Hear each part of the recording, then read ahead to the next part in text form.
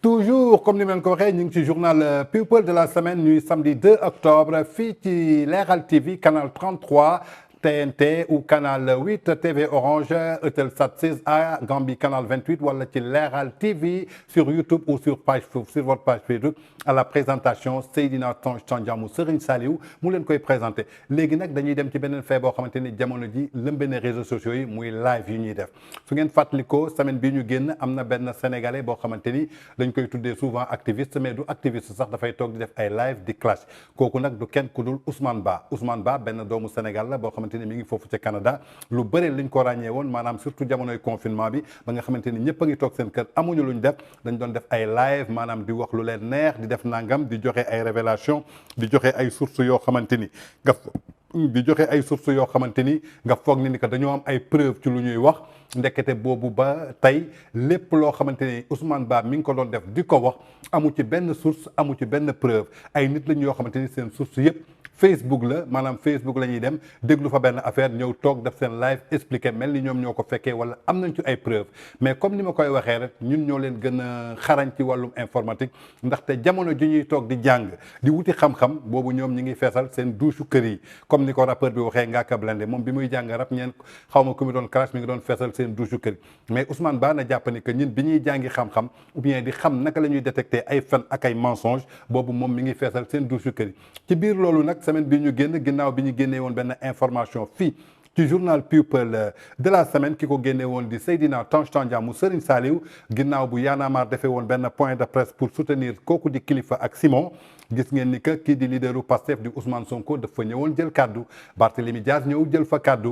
Babacar Diop ñëw jël fa kaddu mais ginnaaw Ousmane Sonko bi mu fa jëlee kaddu dafa am ay kaddu yoo xamante daf ko yëkkati woon moo xamante ni tegginewul dara mu teg ko ci kaw institution Sénégal di procureur Bassirou Gueye Tange Tandian révélé woon ko fii muy benn partie boo xamante ni ci 2 heures de temps maanaam 7 minutes la Tange Tandian wax ci moom mais yaakaar naa ni wax boobu Tange Tandian wax dafa soulever coow ci àdduna du ma ne ci Sénégal ndaxte partout foo dem ci àdduna coow looloo jóg ndaxte kii nga xamante ni ñooy booy sonkus yi maanaam ay mercenaires am yoo xamante ni ku ci nekk am nga 10 comptes wala 15 comptes di créer ay page Facebook maanaam di dem di commenter di saaga ñii di def ay live di saaga te xamuñu ñun ñoo leen gën a xarañ ci loolu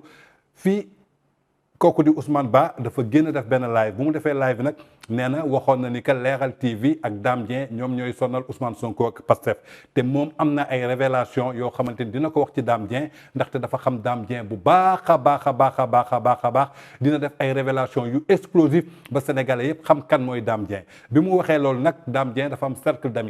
d'amis boobu su ngeen ko déggee nag ay nit yu xarañ lañu ñoo xamante ni dañoo dem créer ay faux compte Facebook maanaam vrai compte la mais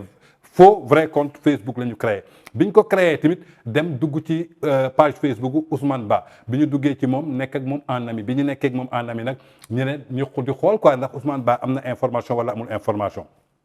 faux ami Dame Dieng yooyu nag lu ñu def dañu créé compte Facebook xool leen compte Facebook bi kii bu mu contacté Ousmane Ba lan la ko wax nuyoog Ousmane Ba dugg bu mu duggee mu commencé ko piège ne ko man ex Dame Dieng laa daf ma ëmbaloon mi ngi ma ëmbaloon atum 2000 bi mu ma ëmbalee ba noppi mu takk ma takku suuf maa ngi dëkk Thiès mu envoyé message boobu kii di Ousmane Ba bi mu ko envoyé loolu Ousmane Ba commencé continuer waxtaan bi kooku gën ko dugal di ko gën a piège di ko naan daam bi mu ma ëmbalee après ma toog Thiès quelque temps après daf ma indiwaat Ndakaaru bi ma indee Ndakaaru mu jëlal ma benn appartement fële ca Fann résidence kooku mi ngi tudd Mati Fall boobu nag suñu faux compte Facebook la bi ñu créé suñu bopp dugal ci Ousmane Ba pour jàpp ko xam ne que li muy wax xamu ci dara dañ koy jox ay fausse information mooy li ngeen di gis ni ñu commencé discussion bi pareeguñu sax Ousmane Ba ci la dem ci page Facebook am bind ni que en 2000 Dame Dieng dafa ëmbal benn xale bu jigéen ba noppi takk ko takku suuf la suite samedi dinaa leen ko jox ci sama live moo tax lépp lu mu leen jox ci live am jàppale ni ay fen la dara lu ci dëgg ay fausse information la yoo xamante ni cercle des amis de Dame Dieng ñoom ñoo créé faux compte Facebook yooyu jox ko kii di Ousmane Ba nekk di ratatati dul jeex ngeen foog ni moom la mi ngi nii ngeen di gis tungu ne du teew ñuy nataal muy compte Mati Fall bi xool leen discussion diggante Ousmane Ba ak faux compte bii nga xamante ni ñun ñoo ko créé di ko jox information. waaw suñu mbokk internet yi man nag dama doon def investigation ci coowul Ousmane Ba ak Dame Dieng moom nag da doon joxe ay information yoo xam ne jàpp naa ne du dëgg quoi li koy firndeel mooy man léegi laa doon wax ak moom tey jii à 2 heures et quelques yéen a ngi gis heure bi noonu suuf mais li Ousmane Ba di wax yëpp ay information yoo xamante ne la man maa ko créé de toute pièce bëgg a xam moom est-ce que information yi ñu koy jox dëgg la wala du dëgg yéen a ngi gis bu ngeen gisee fii man maa ne ko bonjour monsieur Ba je suis votre live sur mon ex avec Dame tu as vu ci la commencé ne ma salaam ma sœur tu as vu kon xam ngeen ne information yi muy joxe xamul dara ci directeur leral.net lii rek war na leen mën a firndeel ni waxul dëgg yéen a ngi gis yaa ngi gis je suis à vous mu ne ma Dame je le connais trop yéen a ngi dégg après ma ne ko je voulais parler mais tu me donnes courage pour le détruire yëpp maa ko teg exprès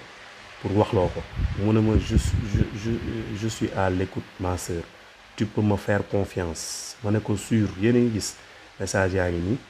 kenn du leen ko wan ma bëgg na gars yi ngeen déglu xippi seen bët déglu xool yenn live yi waaw li mu doon wax ci vie privée Dame xamu ci dara yéen a ngi gis man maa ko wax yëpp daan ne ko man Dame daf maa taq suuf yéen a ngi dégg 2 mois lañ def 2 ans muy laajte yéen a ngi gis day laaj fi mu ne nii day laaj pour am information pour def live attention Ousmane Ba mii xam ngeen ne xamul dara aayut information yi ñu koy jox maa ngi nii man maa ko créé tey laa ko créé mercredi 29 à 2h23 yéen a ngi gis heure yaa ngi noonu mu ngi nii yéen a ngi gis ma ne ko en 2000 lañ am doom cybercampus yooyu yëpp man maa ko jox information mu ne ma ah d'accord la date de naissance ma jox ko yëpp yéen a ngi gis dina def live nag su defee live yëpp da koy wax yëpp dara du ci dëgg yéen a ngi gis ma ne ko je suis toujours à Dakar yéen a ngi gis information yëpp man maa ko jox te dara du ci dëgg tu as vu laaj ma Dakar nga ne ban quartier ma jox ko lépp secret mu ne ma fan nga ne ma ne ñu ko wax ne ko secret mu ne ma ah bon amul problème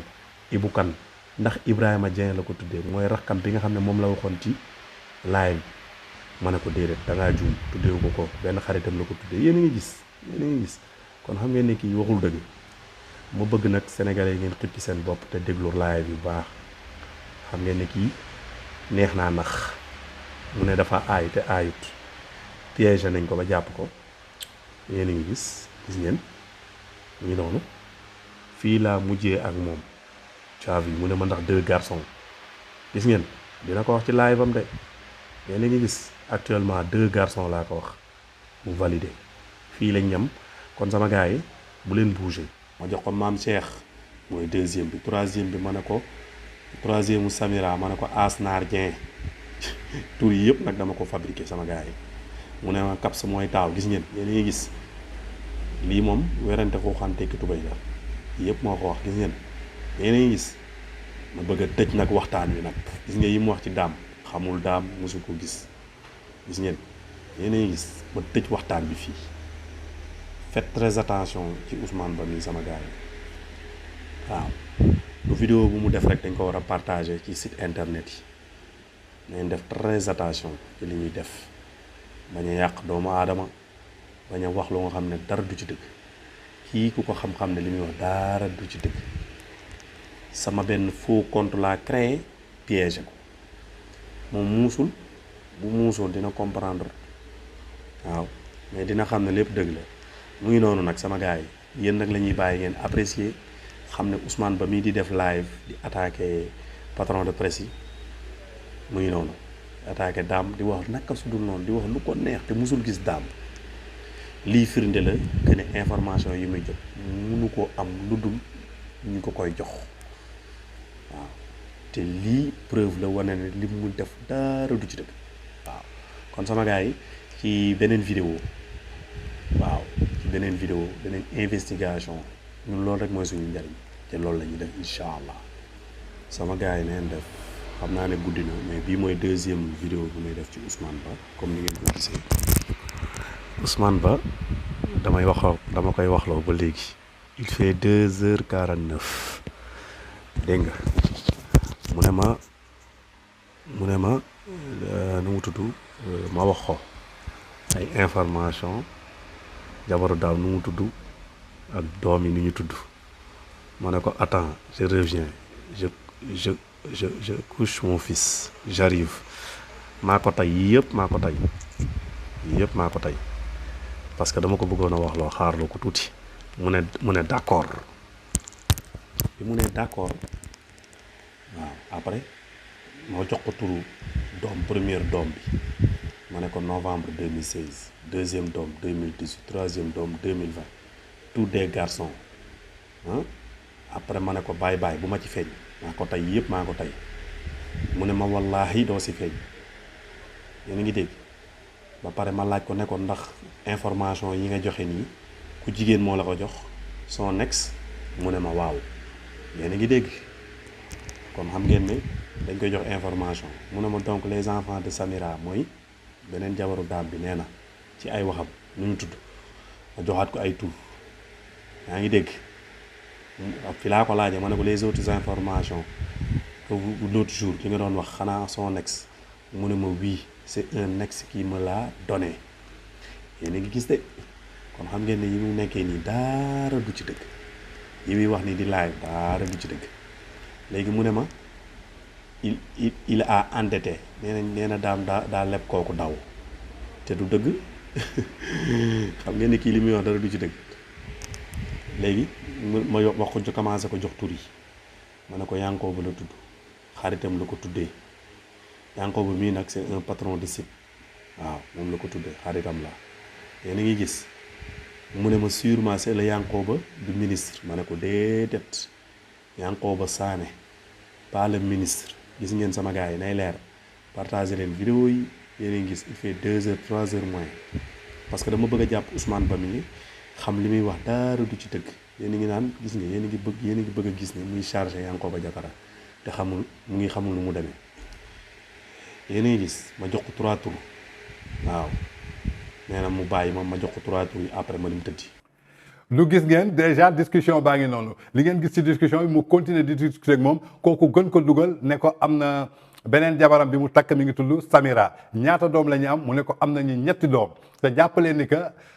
daam amul ñetti doom voilà ba pare gis nga lu mu ko bindal mu ne ko lu ñu tudd mu ne ko kii mi ngi ko tuddee Ibou Kane benn xaritam kii mi ngi ko tuddee Caps kii mi ngi ko tuddee Seydina Omar maanaam muy papay Amira mu jàpp loolu ne xam na ko bu baax a baax muy premier compte boo xamante ni créé nañ ko kii di Ousmane Ba expliqué ko Dame Dieng lu mu def mais li ma ci jaaxal dafa ne en 2000 Dame dafa ëmbal benn xale bu jigéen takk suuf sénégalais yi yéen laay waxal ubbi leen seen bët dem leen ngeen xool âge u Dame Dieng ñaata at la am tey ak 2000 su ngeen ko ci xayma xanaa ku am fukki at ak ñett xaw ma fukki at ak ñaar en 2000 mënul ëmbal nit ba di ko takk suuf Ousmane Ba fa la njëkk daanoo ci piège bi donc Sénégal dama bëgg ngeen ubbi seen bët ci activiste yi ngeen di gis ñuy def ay live di joxe ay révélation kenn ci ñoom amu ci preuve amuñu dara aali ni kasira ci doomu aadama dañuy dem Facebook dajee fak sa benn noonu wala sa benn ennemi wax leen dara ñu ñëw def live foog ni ñoom ñoo ko fekkee alors que fekkeewuñu dara gis ngeen Ousmane Ba mi ngi continuer discussion ba léegi moom Mati Fall gis ngeen yéen a ngi gis liiral leen du ma leen ko liiral sax yéen ay liiral seen bopp discussion Ousmane Ba ak kii di Mati Fall bi nga xamante ni faux compte la te benn xale bu góor la doon waxal mu jàpp ni moom jigéen lay waxal te ba tey ji waxul ak benn jigéen ki muy waxal ñun ñoo defal faux compte bi toog di wax ak moom di ko jox ay fausse information xool leen.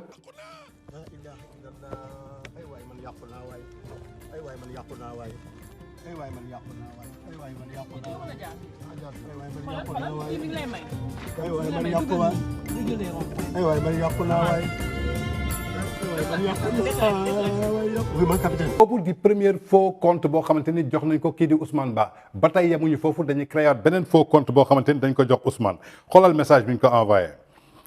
mu ne ko nii dama leen koy liiral ngeen koy gis noonu ci écran bi liñ ko njëkk a envoyé mi ngi nii. Bonjour Ousmane, je voudrais vous donner des infos à l'anonymat sur Dame Dieng mi ngi noonu ngeen di gis mu ne ko bonjour Nafi lay waxal de voilà ba mu jógee ci Nafi léegi bu mu ñëwee noonu mu ñëw fii ne ko ma ne ko Dame Dieng sortait avec ma grande sœur en 2013 en son temps ma grande sœur était étudiante en France cette dame qui l'aidait souvent en lui envoyant de l'argent pour payer son loyer, etc. Et un bon jour, Dame lui proposa de rentrer définitivement au Sénégal pour qu'il trouve un bon boulot, CDI. Chose que Dame a fait. Il a trouvé un boulot comme directrice d'agence à la SGBS, etc. Il avait promis le mariage, mais ma sœur a su que Dame le trompait avec d'autres femmes et avec même ses propres cousines. Ma sœur a décidé de se séparer avec lui. Depuis ce jour-là, Dame l'a marabouté, brûlé son titre de séjour et tous ses papiers et a demandé à ce que l'on licencie. Ma sœur a essayé de porter plainte, mais ça n'a pas abouti. Et Dame n'a pas été convoquée. Je ne sais pas si vous pouvez faire quelque chose. Lii la ko Nafi yónnee est-ce que xam ngeen kan mooy Nafi Nafi du kenn ku dul Yankoba Sané bu nekk sans limite moom Yankoba Sané borom surtout sans limite moo doon wax ak Ousmane Ba nii ñu jógee foofu ñu ñëwaat def ko leen mu ne ko lii je parle avec ma sœur et je vous reviens mu ne d'accord je reste à l'écoute mais ne lui mets pas la pression Ousmane Ba mooy wax de ne lui mets pas la pression comme elle avait déjà traumatisé il faut être patiente avec elle Yankoba Sané borom sans limite tontu ko ok je vais faire doucement mais il faut qu'on détruise Dame comme elle a détruit ma sœur je suis prêt pour tout Ousmane Ba ne ko Inch'Allah nous allons tout faire pour aider ta sœur d'abord ensuite ñu juboo si Dame ma yónnee ko benn photo kër ma ne ko gis nga j'avais sauvegardé quelques images de sa maison à Saly Drive gis nga ñu yónnee ko photo benn kër Saly yónnee ko ki ko yónnee du kenn ku dul Nafi boobu nag du kenn ku dul Yankoba Sané nekk fii sans limite borom site ay borom site la ñu utiliser ñu jógee foofu mu ne ko lii détruire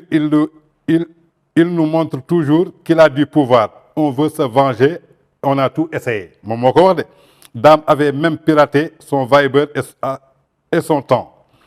à ses temps parce que qu'il ne se parlait sur Viber et son temps WhatsApp n'était en ce moment WhatsApp n'était pas très bien connu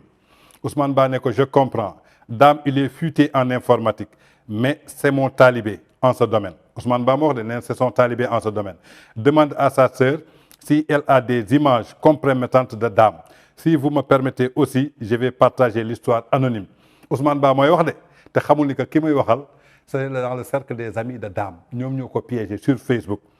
mi ngi noonu ngeen di lire mi ngi noonu ci écran bi mooy li may wax rek ñun lépp lu ñuy wax ci àdduna dañuy indi preuve lu ñu toog di wax ci télé naan am nañu say vidéo am nañu say image te du ngeen mës a génnee dara donc nee naa leen da nga fuité sa taalibe la kon de bi yoon taalibe bi sëriñ bi taalibe bi nax na sëriñ bi Ousmane mu ne ko d'accord t'inquiète ma ne ko kii Yankoba moo ñëwaat de nee nag il a dit un jour à ma sœur qu'il travaille avec des Israéliens il peut pirater ce qu'il veut Ousmane Ba ne ko c'est vrai des maisons mais on ne pirate pas tout le monde Dame je vais le détruire t'inquiète Ousmane Ba moo ko wax Yankoba tontu ko vous avez raison Ousmane je parle avec ma sœur et je te reviens ba ñu pare lu ci gën a neex Ousmane Ba ci saasi pour xam nga ni que ab dof la innocent la ignorant la amul xam-xam comme ni ma ko wax sànq ba nit ñi di jàng moom mi ngi jàng feesal seen douche kër yi Ousmane Ba dem bind lii ci page Facebook am anonyme Dame Dieng sortait avec une fille en 2013 en son temps elle était étudiante en France c'est Dame qui l'aidait souvent en lui envoyant de l'argent pour payer son loyer etc et un bon jour Dame lui proposa de rentrer définitivement au Sénégal pour qu'il lui trouve un bon boulot CDI chose que Dame a fait il a trouvé un bon boulot nee na ko la suite mi ngi ciy ñëw samedi ci live bi maanaam live bi muy def say jàppale ni ko Ousmane Ba lépp lu mu wax ci suba ba ngoon jàppale ni que lépp ay kàcc la cercle des amis de Dame ñoo créé ay faux compte Facebook maanaam muy faux compte yooyu ngeen di gis ngeen ko bu baax wan naa leen ko muy ay faux compte Facebook yoo xamante ni tey ñoo ko créé jox ko beneen bi Assou Diagne lañ ci def Assou Diagne mi ngi nii ak mot de passe bi yéen a ngi koy gis ñu créé Assou Diagne di ko wax ba noppi man maa demoon sax di commenter ak moom bi ma koy commenter ma ne ko c'est un génie en informatique mu ne ma c'est quoi un génie en informatique di ko jox ay détails benn par benn loolu la dem reprendre ci page Facebook am taxaw ci live am bëgg a wax ak askan bi ne dafa am information yéen comme information nii lay informer ku xam nit nii ngay informer c'est des sénégalais yoo xamante ni dañoo am haine ci seen xol lenn moo leen neex toog di sos di inventé te xamuñu ñun dañu yor téeméeri compte Facebook yoo xamante ni ay faux compte la tey damay waxal waa Pastef booyu Pastef yi Sonko yi ñi ngi téeméeri compte yoo xamante ni dañu leen infiltrer ci biir di bokk ci seen waxtaan di bokk ci seen ay débat ba ci seen ay groupe WhatsApp dañ ci bokk ba cotisation yi ngeen di laajte chaque fois ñu cotiser ak yeneen moyens yu nga xamante ni xamu leen ko da ngeen foog ni ko réseaux sociaux tey ngeen ci ñëw ñun bi ñuy jàng réseaux sociaux nekk ci réseaux sociaux boobu yaakaar naa ni ñi ngi leen di couche wala ñi ngi leen yéen a ngi raam kon yaakaar naa ni tey les Sonko boy maanaam ñi nekk ci réseaux sociaux yi di saaga di créer ay 10 comptes ñun ñoo leen gën a futé ñoo leen gën a xam naka la ñuy créer faux compte tey yéen ñooñu ñëpp di défendre Pastef coow li bu mu amee am nañu suñu ay faux comptes yoo xamante ni ñi ngi seen biir depuis des années lépp lu ngeen manigancé ak ni ngeen di defee commentaires yi ak ni ngeen di attaqué ak ki ngeen di woo pour ngeen attaqué ko ba ci keroog ba ngeen demee ci Ousmane Ba di jooy di ko naan Ousmane doo wax ci Tange doo wax ci Tange doo wax ci Tange yëpp ñi ngi ci seen biir donc on est plus futé en vous qu'en informatique dañu toogoon rek jàpp seen njàmbur jàpp suñu njàmbur lépp lu ngeen def ci informatique rek jàppale ni ko xam neen ko kon donc Sénégal muy éclaircissement yoo xamante ni indi loolu naa ci journal People ci kii di activiste bi nekk foofu ca Canada ñu koy wax Ousmane Ba muy def ay live jàppale ni que téeméeri live yu muy wax amul dara loo xamante ni dëgg la ci ñun ñoo koy infiltrer di ko jox ay fausse piste fausse information muy toog di wax di waat di naan dëgg la te xamul lu mu wax ci Dame Dieng yëpp cercle des amis de Dame Dieng ñoo ko créé muy compte yi ngeen gis compte Nafi bi ngeen gis compte Matifal bi ngeen gis ak compte Astou Diagne bi ñun ñoo ko créé invité ko ñu jàpp ko ci saati kon Ousmane Ba yaakaar naa ne demal wuti beneen métier nga génnee indi soxol nga bàyyi sosol doomu aadama ndaxte ñun dañuy liggéey xam-xam lañu yor nekkuñu ci site yi di def ay information yoo xamante ni c'est pas avéré te fu ñu la waxee information jox nañ la ay preuve te suñuy preuve a ngi nii tey ñu jox la yow nag dama bëgg comme da nga am ay preuve nga génnee preuve defoon nga ko fi ay jamono kii di Baba Aïdara nekkoon foofu ca États-Unis nga ne li ma xam ci Baba Aïdara dinaa leen indil ay preuve ku xam du ne dinaa leen indil nee naa leen kuy yor du sëqët kuy yor du sëqat da ngay téye li ngay téye pare teg ko ne fang adduna bi yëpp teg ci seen bët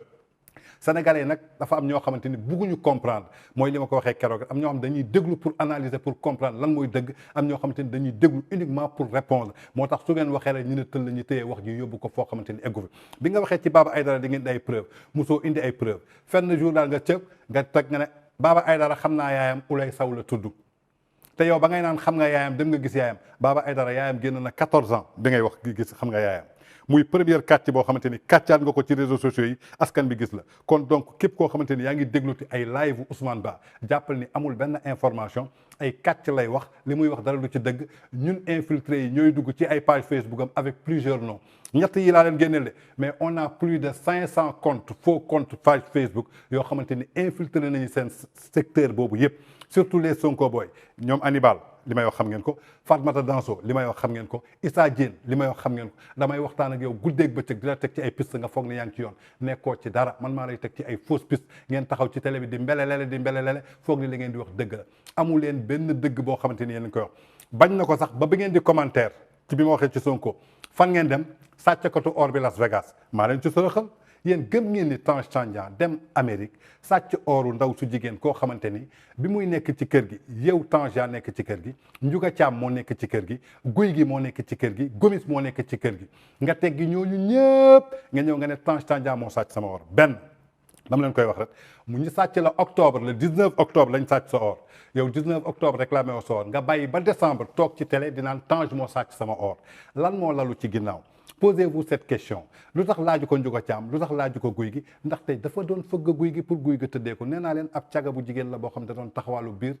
Las Vegas kenn invité wu ko kenn invité waatu ko dégg gis na ko ci snabu kii nu mu tudd Sankara Mbaye ñëw na fa amul fu mu fanaan ba ñu demee ba guddi di ñibbi Gomis ci boppam la Sankara Mbaye woon ne ko Gomis seen kër desul benn néeg nga yóbbul ma fa sama ray bi ray nag yéen ñi may dégg xam ngeen lan la ba mu fa njëkkee ñëw Guy gi mën na ma témoigner yéen journaliste Sénégal yëpp am ngeen numéro téléphone Guy gi li mu njëkk def slip ak soutien dem di fëgg Guy gi guddi Guy gi ne ko kookan la mu ne ko man la Amina loo bëgg mu ne ko ubbil kese Guy gi ne ko Amina mu ne ko naam mu ne ko ñun lii indiwuñu fi dama lay conseillé nag xale bu jigéen nga ndaw nga bul yàq sa avenir ngir li taxu kaw bàyyi beneen jour bi man la fekk maa ngi toog ci piscine ba yor sama chicha di tux comme ni ma koy waxee man damay tox chicha nëbbu ma ko yàlla du ma ko nëbb doomu aadama mu génn ak silibam bu bëla ak soutien ngoosam bu bëla di ma jéem a xoy ba léegi siggiwuma xool ko bi ma ko njëkkee xool laa sëggaat mu toog ci wetu piscine bi dugal benn loxoom yëngal ndox bi ne ndox bi dafa sedd mu jógaat dem fëggiwaat Guy gi ay 15 heures boobu tëj na buntu waañ bi fëgg